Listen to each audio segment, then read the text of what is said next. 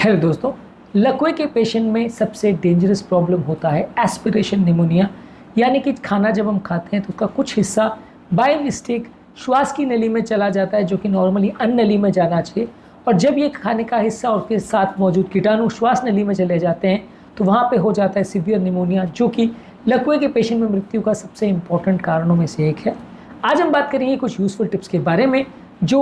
लकवे के पेशेंट में ध्यान रखने की आवश्यकता है उनको एस्पिरेशन निमोनिया नामक इस डेंजरस कॉम्प्लिकेशन से बचाने के लिए। आज का वीडियो बहुत ही ज़्यादा यूनिक है। ज़्यादातर आप किसी भी यूट्यूब चैनल पर इस तरह का कंटेंट नहीं देखेंगे, इसलिए इस वीडियो को एंड तक देखें। टॉपिक पर जाने से पहले जो लोग हमारे चैनल पर नए हैं उन्हें रिक्वेस्ट करूँगा कि चैनल को सब्सक्राइब करें, वीडियोस को लाइक करें, शेयर करें, फॉलो करें, कमेंट करें, पूरा देखें। आज के टॉपिक को ध्यान से सुनिएगा। इस वीडियो में हम बहुत सारे यूज़फुल टिप्स आपको देने वाले हैं जो इस डेंजरस और जानलेवा कॉम्प्लिकेशन को बचाने में कुछ हद तक आपकी मदद करेंगे। चलिए शुरू करते हैं इंपॉर्टेंट वीडियो।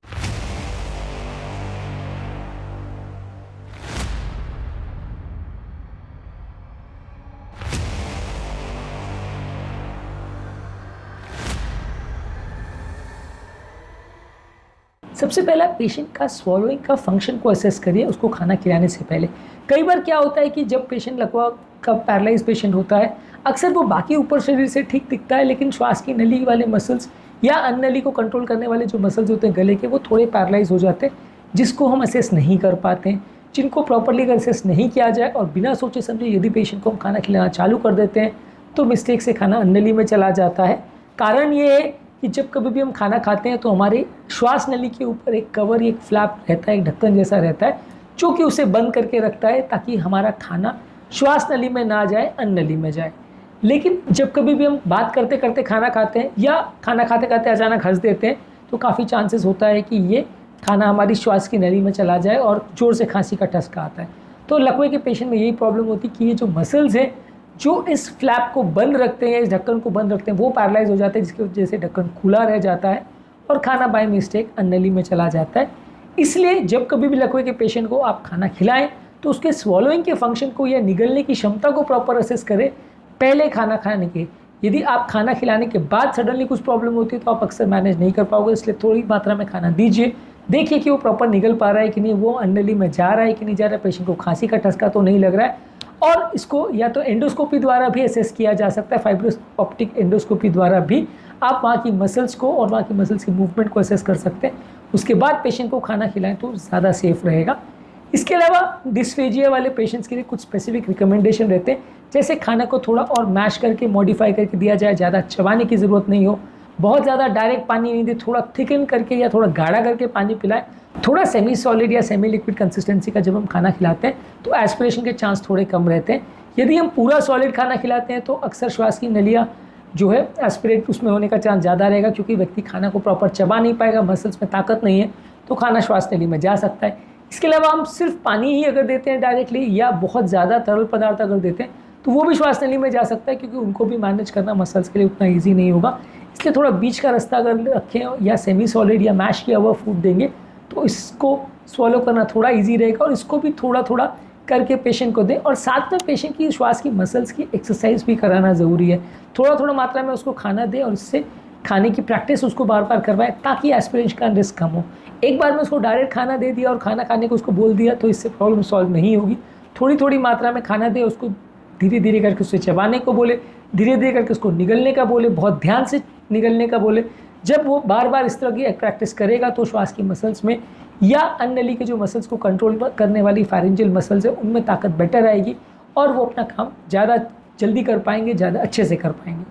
इसके अलावा एस्पिरेशन को रोकने के लिए आप पेशेंट को बिठा करके खाना खिलाएं। अक्सर रिलेटिव्स ये गलतियाँ करते हैं कि खाना खाने के दौरान या खाना खाने के बाद पेशेंट तुरंत लेट जाता है, जिसकी वजह से खाना वापस श्वास नली में चला जाता है, व्यक्ति को एस्पिरेशन हो जाता है। इसलिए आप ये कोशिश करिए कि खाना खाने के दौरान व्यक्ति बिल्कुल 90 डिग्रीज पर बैठा रहे और एटलीस्ट खाना खाने के बाद एटलीस्ट 30 मिनट तक भी पेशेंट सीधा ही बैठा रहे, ताकि ये खाना रिफ्लक्स होकर या रिगर्गिटेट होकर वापस श्वास नली में ना चला जाए। अगर पेशेंट लेटा हुआ है या रिक्लाइन पोजीशन में तो उस पोजीशन में फीडिंग ना करें, इससे नुकसान ज़्यादा हो सकता है। इसके अलावा आप असिस्टिंग डिवाइसेस का प्रयोग कर सकते हैं, जैसे कुछ स्पेशलाइज कप्स, स्पेशलाइज यूटेंसिल्स या फीडिंग सिरिंजेस वगैरह आते हैं, या राइल्स ट्यूब वगैरह का प्रयोग कर सकते हैं, जिससे आप पेशेंट को खिला सकते हैं।